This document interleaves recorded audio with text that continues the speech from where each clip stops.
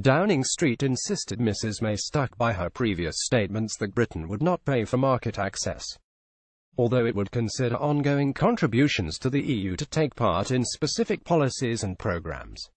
It came after reports that various European countries, including Germany, were open to the idea of allowing British financial firms privileged access to EU markets in return for substantial payments to the EU budget.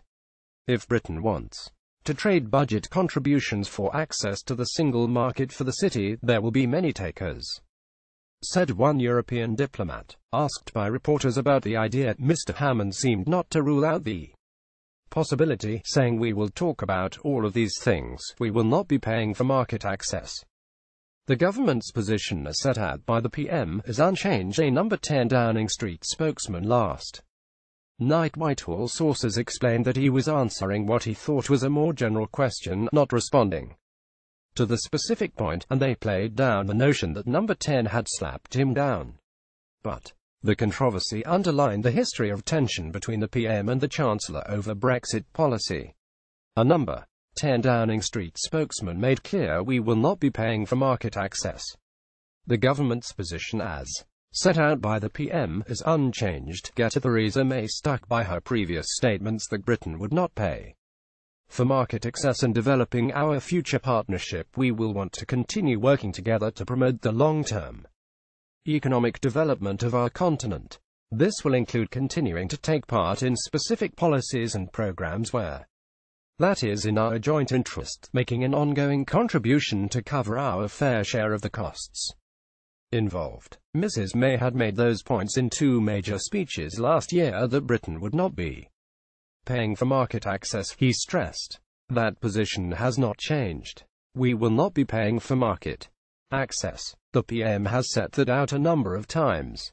The issue arose as Mrs. May and Mr. Hammond met chairmen and women and chief executives of leading UK financial institutions to discuss what they want from the Brexit talks. On Wednesday in Berlin, Mr. Hammond warned the other 27 EU countries against trying to punish Britain. Firms at the Downing Street meeting included Lloyds of London, Goldman Sachs, JP Morgan, Barclays, HSBC, Santander, UBS and Deutsche Bank.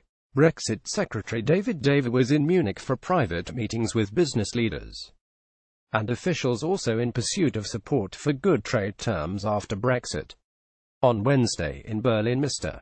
Hammond warned the other 27 EU countries against trying to punish Britain, and he urged them to make clearer what future relationship they wanted with Britain, insisting it takes two to tango. Downing Street said Mrs. May had urged the financiers at the meeting to make clear to the European counterparts the benefits for Europe as a whole of the City of London staying strong, with Mr. Hammond underlining the point.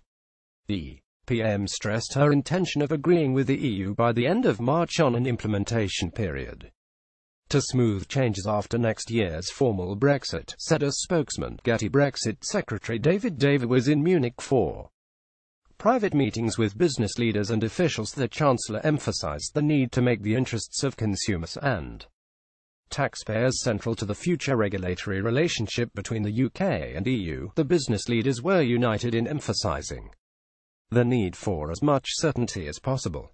The financiers were said to have found last month's successful conclusion of Phase 1 Brexit talks reassuring and gave the views on how to maximize the benefits of an implementation period, said the spokesman.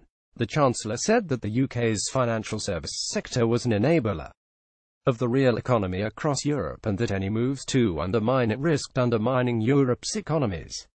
There was agreement that fragmentation of the European market would likely benefit centres outside of Europe. In her closing comments, the Prime Minister asked that in their conversations in European capitals, the attendees emphasise the benefits for Europe as a whole of the UK's financial centre.